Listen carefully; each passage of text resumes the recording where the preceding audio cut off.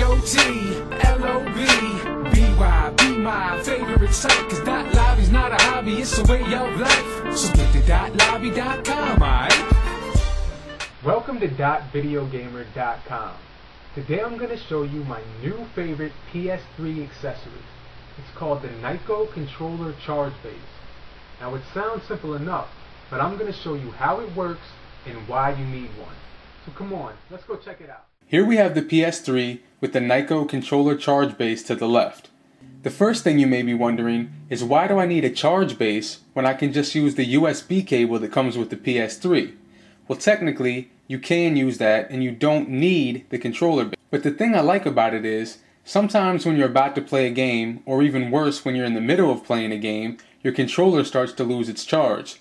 So now you have to get the USB cable, plug it into the controller, plug it into the PS3, and now even though you can still play while it's charging, you're still restricted by the wired controller now. So the cool thing about the charger is it has its own power source, which means it doesn't need to be connected to the PS3 at all. You can see in the back it's got the power cord, just plugs into the wall, and now that operates completely independent. The other convenient features are, not only does it give you a nice place to store your controller, but you know that it's always going to be fully charged whenever you get ready to play. Now this is the second generation of the controller charge base from Nyko.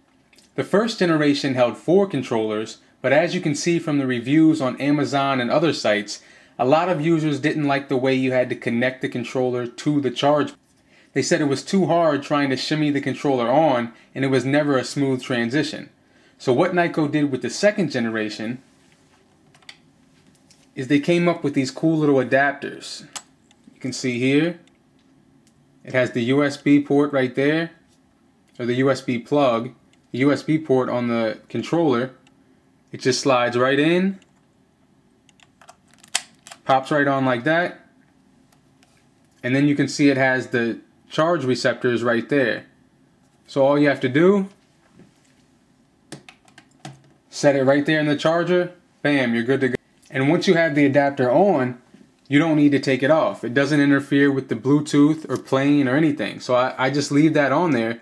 So now once you put it on the first time, that's it. You play your game, you're done playing, put it right back on the charger, and now when you get ready to play again, you're going to have a fully charged controller.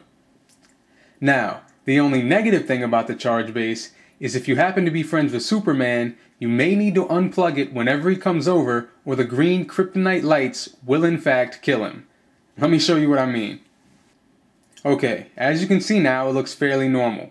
That's because I've come up with a homemade solution to cover up these lights. But let me show you what it looks like without the covers.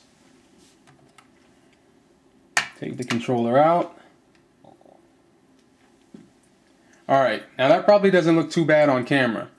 But let me show you up on the ceiling.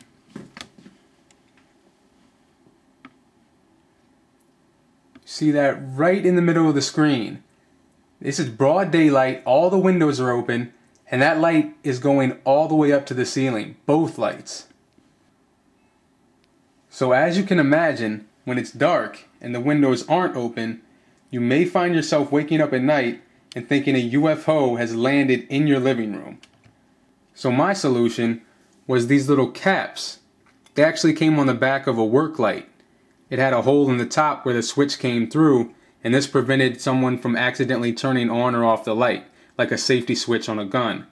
So what I did was, I took a piece of black electrical tape and covered the hole that used to be there, so now it's just basically a plastic thimble, which would also work just as well if you have 2 thimbles around the house.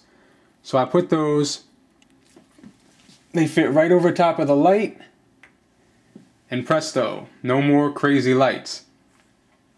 So aside from the crazy lights, which can be easily fixed, or who knows, some people might actually like them, this really is my favorite PS3 accessory.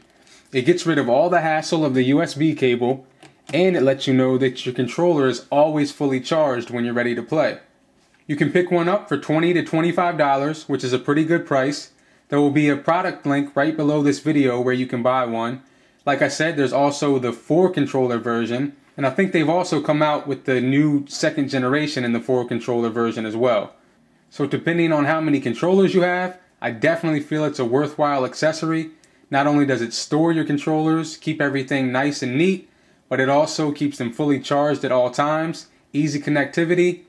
Once you take care of the lights, you're good to go. If you have any questions about it, or if you already have one and want to send in your comments, just leave a comment right below this video. Alright, talk to you guys soon. DotLobby, BY, be my favorite site, cause DotLobby's not a hobby, it's a way of life. So get to DotLobby.com.